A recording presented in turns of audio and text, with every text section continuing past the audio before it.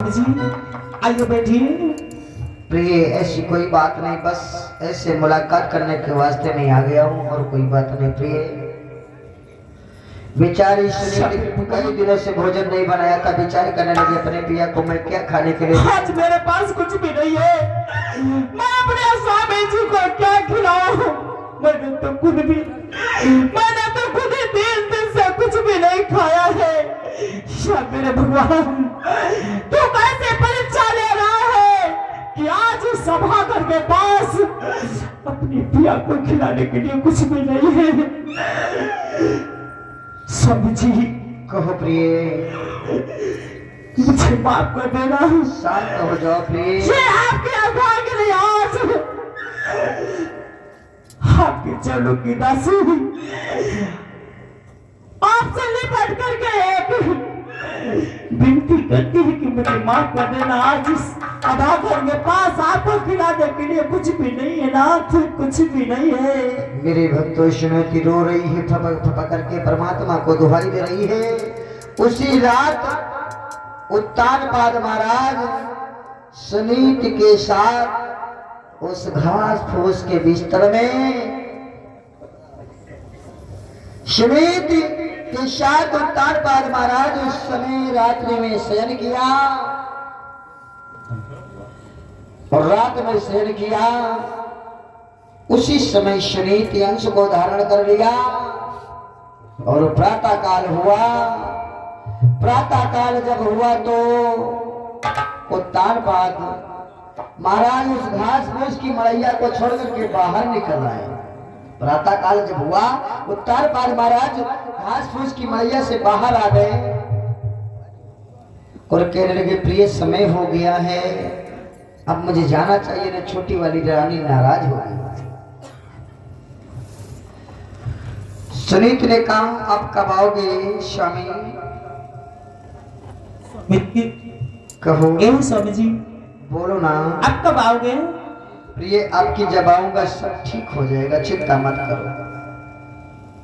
ठीक है स्वामी, आप जा तो रहे हैं लेकिन अपना ख्याल रखना, ठीक है? ठीक है ठीक है। उसी समय सुनीत ने प्रणाम किया। प्रणाम स्वामी। चिरंजीव उत्तानपाद महाराज महलों के लिए चल पड़े। इधर जिस तरह उत्तानपाद महाराज महलों के लिए जा रहे हैं और बड़ी वाली रानी पिया को देखती गई और बेचारी खेतों में गिर जाती है, बेहोश हो जाती है। तूने अजब रचा भगवान, खिलौना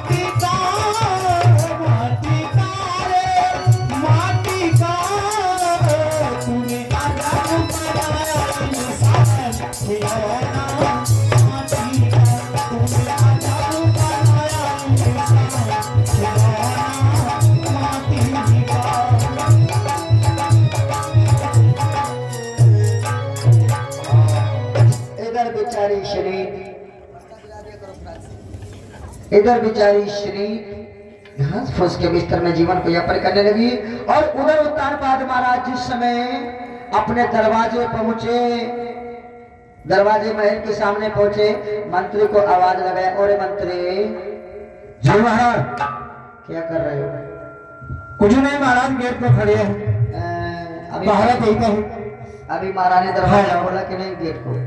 महारानी जी? हाँ महाराज जी अंदर बैठे तो हैं। क्या तुम अंदर से देख करके आ रहे हो? अभी तो गेट खुला नहीं है। गेट का हम गेट के बाहर हैं, अंदर गेट के अंदर महारानी जी हैं। अच्छा हाँ। और तब तक सुरुचि ने गेट को खुलवाया और जिस समय सुरुचि बाहर निकल करके आई, छोटी वाली रानी उत्तानपाद महाराज जी के सामने आकर के कहने लगी, कहो स्वामी हाँ कहाँ थे? शिकार खेलने के लिए गए थे। मैं शिकार खेल करके जब वापस आया मैंने बहुत तेरी आवाज लगाई लेकिन आपने दरवाजा खोला ही नहीं। मैंने दरवाजा नहीं खोला। हाँ तो फिर क्या हुआ? फिर तो मैं इसी घास फूस के जो फुटपाथ है, हाँ बस इसी फुटपाथ पे। अरे महारानी जी। दीवान हाँ तुम बताओ। अरे हम क्या बताइए, हाँ ऐसी बगल में हम तो बैठे रहे हाँ और वैसे तो खाली पड़ रहा हमका को देखे मेरे जब जाके महाराज महाराज नहीं थे वहाँ। वहाँ को नहीं रहे। स्वामी अशोक भाई यहाँ मान सके तो सो गए हुई और इन्हें सो गए हुई यहाँ नहीं जाने तो कि आए कि नहीं आए। ए पगला, आए ये तो क्या कर रहा है? घर का भेदी लंका डाही, महाराज हम वह बात खुद ही कह रहे तुम्हारी सबको नौकरी से निकाल दिया जाएगा। नहीं महाराज ये महारानी बताओ, आपने तो दरवाजा नहीं खोला तो मैं सिर्फ फुटपाथ पे सो गया। पूरी रात में जगता रहा कि गेट खोलोगे लेकिन तुमने दरवाजा खोला नहीं। इतना खुद तुम स्वामी को खो बैठी हो। स्वामी आप ये बताओ, हाँ आपके बालों में घास फूस लगी है? अरे प्रिय, मैं इसी फुटपाथ पे लेटा रहा तो हमारे घास फूस नहीं लगी तो क्या हीरा मोती लगेंगे? अरे महारानी जी दीवान तुम सही सही बोलो ना। यहाँ खटिया टूट क्यों रहा है हाँ और वह मुंह तो कूटी ना वह फुचारा ही मेरे जगह। सूरज कहने की ठीक है, समय का इंतजार करो, सब जाने मिल जाएगा। और उसी समय सूरज महलों के लिए लेकर के उत्तानपाद को चली जाती है और उधर धीरे धीरे समय बीता। जो खेत में रानी रहती थी, समय आने पर बड़ी वाली रानी ने खेतों में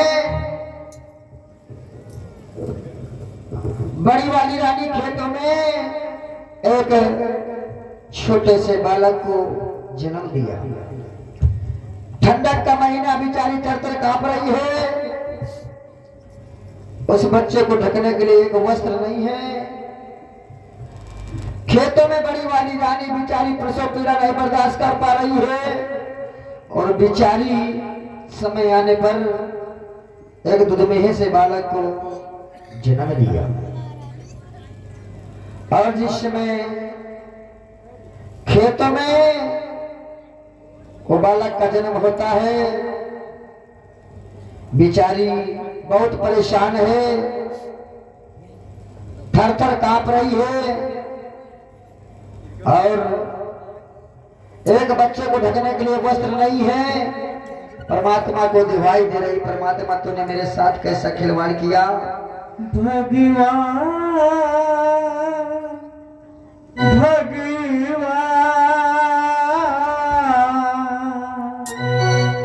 या मेरे भगवान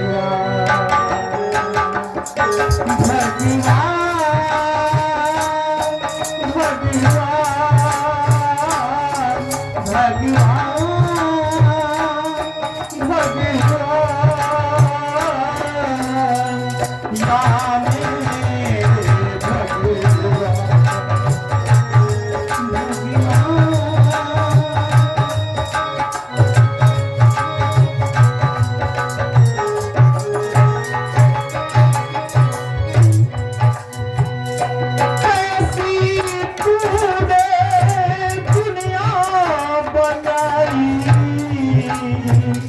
हालत पे मेरी दया न आई, कैसी तूने दुनिया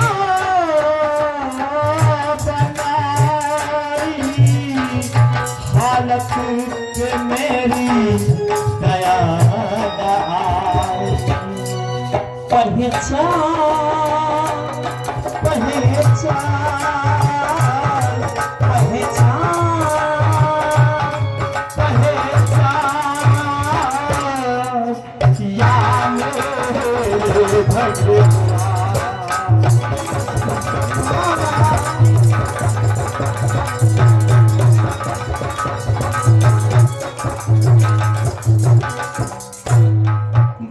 भगवान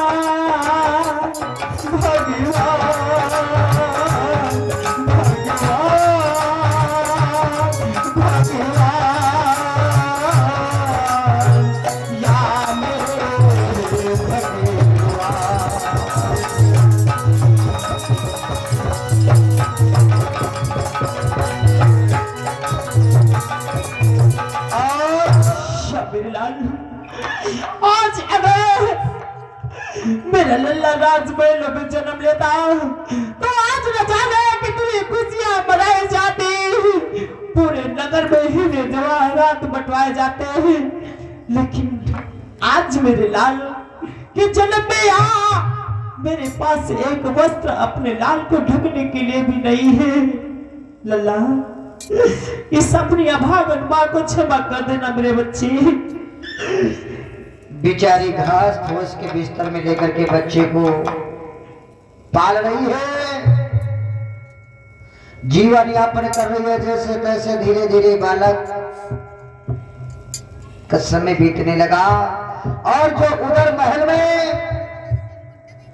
छोटी वाली रानी रहती थी, उसने भी समय आने पर बच्चे को जन्म दिया।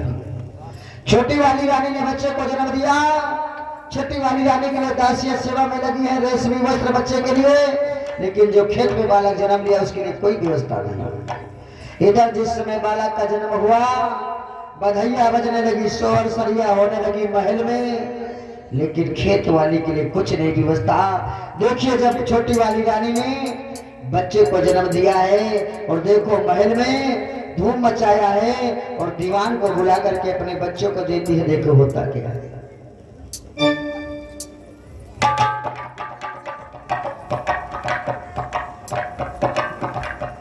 छोटी वाली रानी बच्चे को लेकर के लोरिया बड़े भाव के साथ गा रही है।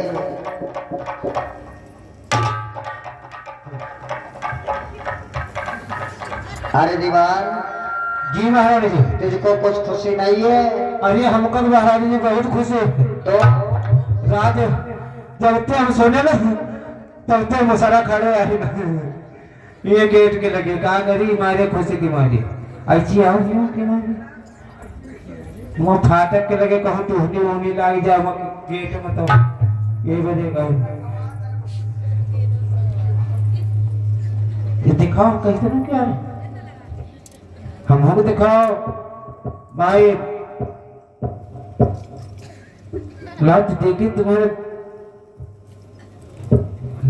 मुख्य लाली बहुत दिन के बाद भाई हम लड़का खिलाओ पा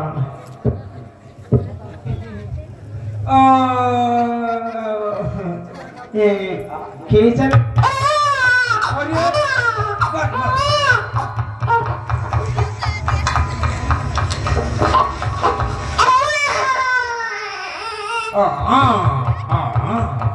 तीन क्या मजा लगा भाई।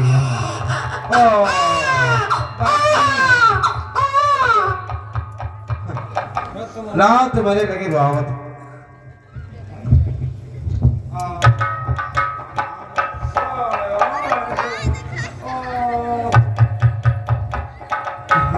भाई ठीक है लागत है।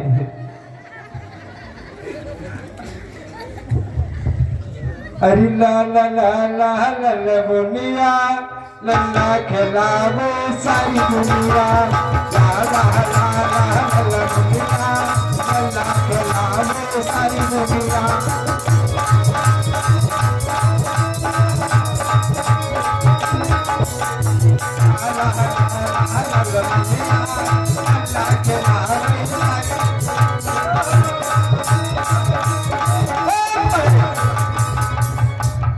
क्या करेगा?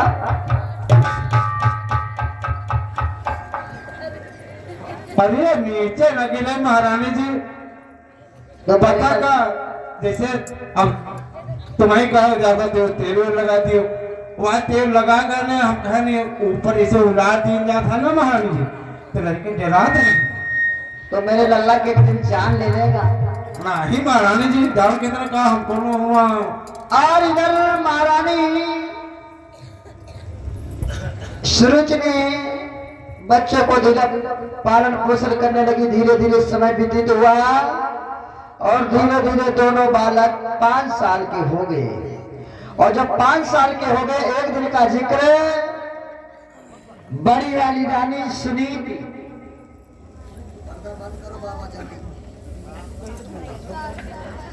बड़ी वाली रानी अपने बच्चे को लिए खेतों से गांव किनारे चली जा रही जो पीसने के लिए। बेचारी जो एक शेर महल की तरफ से पाती थी, बेचारी जो पीसने के लिए देखिए जा रही है, वो साथ में दुर्मोह सा बालक भी साथ में देखो जा रहा है।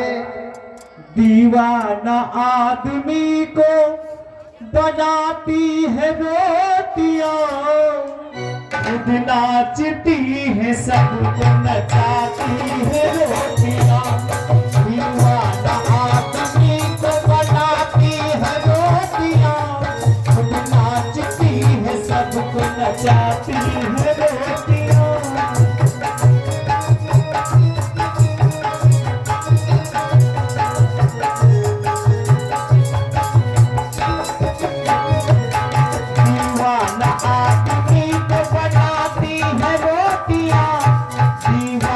आदमी को बनाती है रोटियां, खुद नाचती है सबको नचाती है रोटियां।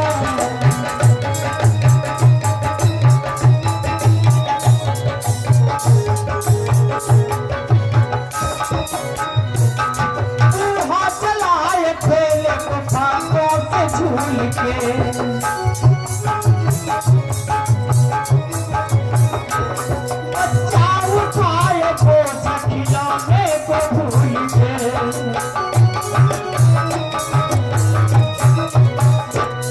देखा न जाए जो ये दिखाती है रोटियां, देखा न जाए जो ये दिखाती है रोटियां, खुद नाचती है सबको नचाती है रोटियां।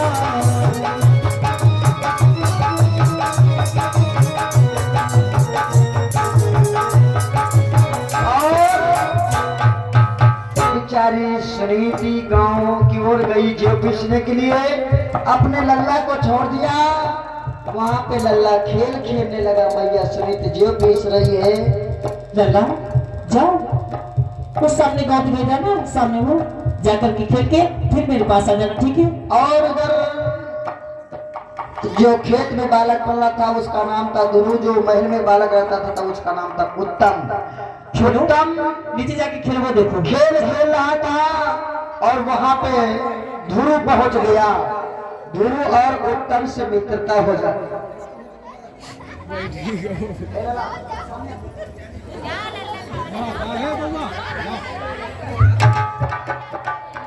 और इधर जो महल में बालक पढ़ता था वो बालक बड़ा और ध्रुव की कलाई को पकड़ लिया। कहा भैया मेरे संग में आओ, खेल खेलते। आजा आजा आजा आजा आजा आजा आओ, चलो खेल खेलते हैं। इधर बड़े प्रेम के साथ ध्रुव उत्तम की मित्रता, ध्रुव उत्तम की मित्रता हो गई। और जब ध्रुव उत्तम की मित्रता हो गई तो ध्रुव कहने लगा भैया भैया